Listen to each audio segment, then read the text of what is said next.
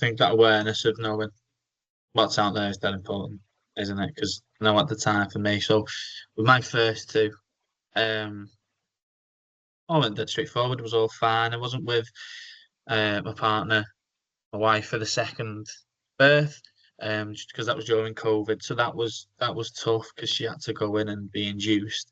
Um, and there'd been a few little complications in the first week of the oldest.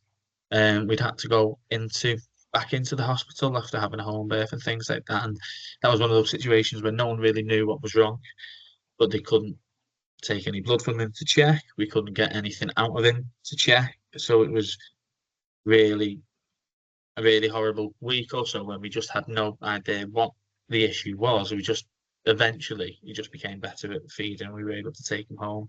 Second one, I wasn't able to be there with my wife, um, which was tough, but I was able to look after my older son, so that felt okay at the time because we were able to kind of do that.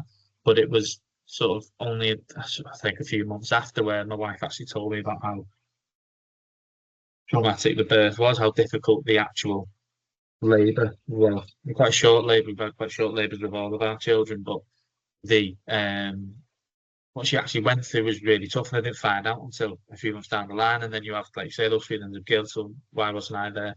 Wasn't there because I wasn't allowed to be in there because we both had COVID at the time, and this is back in 2021, so we couldn't both be there at the time. But you still feel guilty and think, well, should I have asked more? Should I have done more for her so that she knew I took an interest and I did want to know how things were. To be honest, I was just happy my second little boy was home and things like that, and we were all together and we were all able to crack on and things like that.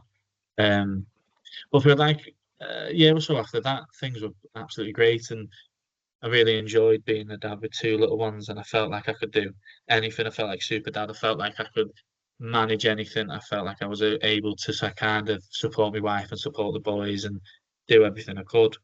Um, but we got to start 2022 and we found out that we were pregnant again, and it wasn't something we had planned. So it was a bit of a shock, a bit of a surprise, and it was like, all right, a few life plans maybe had to take a bit of a backseat. We had to kind of pause on a few of the ideas we had, and throughout that pregnancy, that was really tough. My wife really struggled. She was being monitored for preeclampsia. We were in the hospital, I think, once a week for about um, 2 or 3 months building up to the due date and things like that. And during that time, my mental health just absolutely plummeted. I was in a quite stressful job at the time, and I really struggled. And what I'd done is kind of, because similar boat to you, when none of my mates actually had kids or anything like that, I'd kind of completely isolated myself. I lived in a different area to them all. Wasn't miles away, but it was enough to have that excuse for not doing anything. And I kind of completely isolated myself from a lot of my friends. Um, and then when that hit and that really, I started to really struggle.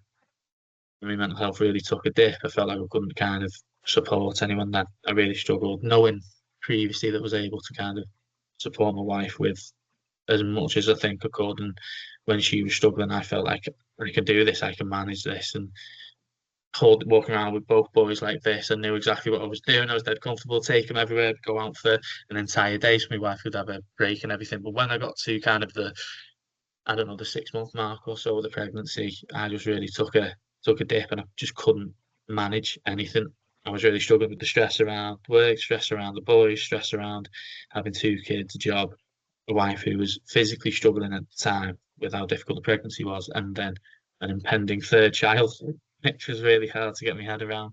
Um, but eventually we got there, crawled there, really tough, very, very quick labour. We'd gone into the hospital. They sent us home because they didn't think she was anywhere near. We literally got out the taxi at the other end. Um, so went into Liverpool city centre, came back to just on the outskirts of Liverpool city centre. By the time we got back, I had to ring the midwives and get them to come out because she was in labour. So it all happened that quick. And by, I think, 7:30, after going into the hospital at 5, the little baby was with us then.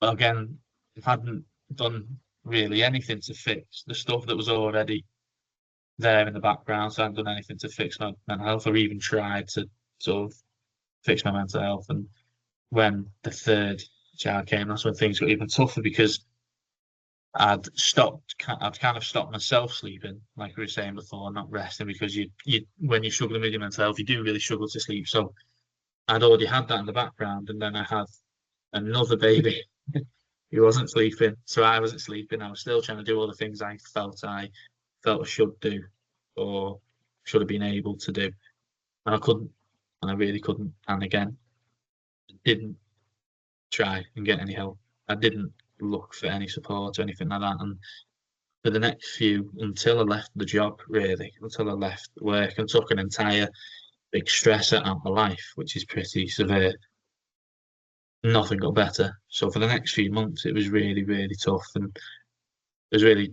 horrible point. And that's not what, you know, that's not what the first few months of your child's life should be. You should be there and you should be able to talk to someone. You should have that person you can speak to. But a bit like you said with your wife, I didn't want to speak to my wife. I didn't want to speak to any of my family. I didn't want to speak to the few remaining friends I had left because you have that feeling of not wanting to trouble anyone. But you also have that sort of feeling that, well, I'm dad, I'm the husband, I should be able to cope with anything, which is stupid. We should all have someone we can speak to. We should all be able to talk about how we're feeling, and that's part of that.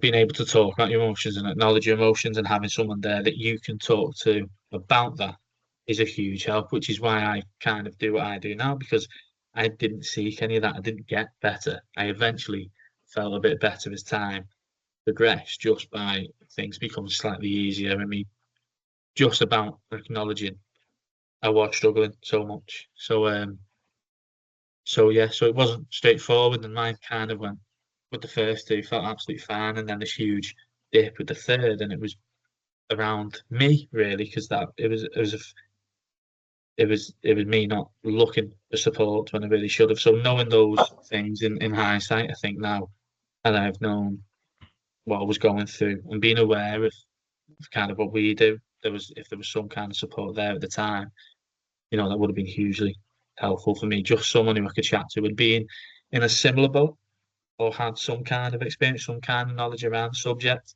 um, that you could speak to and kind of knew where you were at with everything and understood where you were would have been huge for me at the time, I think. Well, so did your wife struggle with their mental health at all around Yeah, childbirth? yeah, yeah. So second one particularly was rough. That was a really tough period of time. But I think that went hand in hand with her having to be in her own pretty much during the pregnancy and not having me there because we planned home birth. We didn't get the home birth because we both had COVID, so she had to be induced. They didn't want him going any further over his due date. So she was induced bang on his due date, which was Valentine's Day, so that was nice for her. But yeah, after that, and that was a really tough period for her. That she struggled then. Yeah, So I'll tell you why I'm asking. I'll be honest with you, like because obviously we've all done the same training on top of our life experiences. But one of the big things we talk about is postnatal depression in men, dads, and obviously the fact that 1 in 10 men are diagnosed with postnatal depression. And then we covered the fact that these certain factors that makes postnatal depression more likely. And one of them is multiple children under the age of 5. One of them is um, sorry, one of them is a partner that suffered with mental health, and the other one I'm trying to think of, which is eluding me right now. Here's another one as well. I'll come to me, but literally you were talking and you were telling your story, and I was like, tick, tick. tick, tick, tick. Was it like that for you when you were learning? Like, could you relate to it? Like, Yeah, yeah. I'll be honest. I think doing the training for this job is kind of what's kind of helped the most sort of thing, and it's kind of explained an awful lot of stuff because, like I said, I haven't really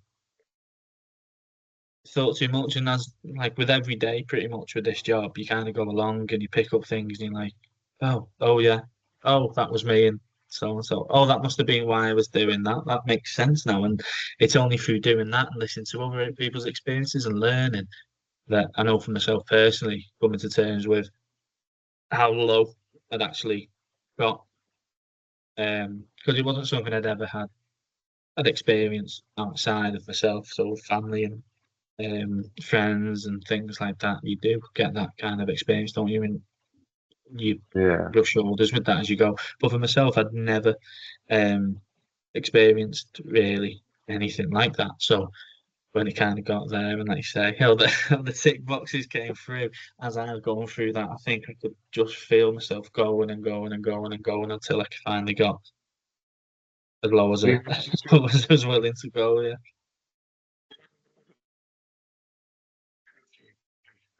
can't hear you, Jay. just remember what the other two triggers were. One of them is unexpected pregnancy, and one of them is complications in pregnancy. Yeah, yeah, there you go. There you go. It was a full house. Yeah, yeah. So you got them all.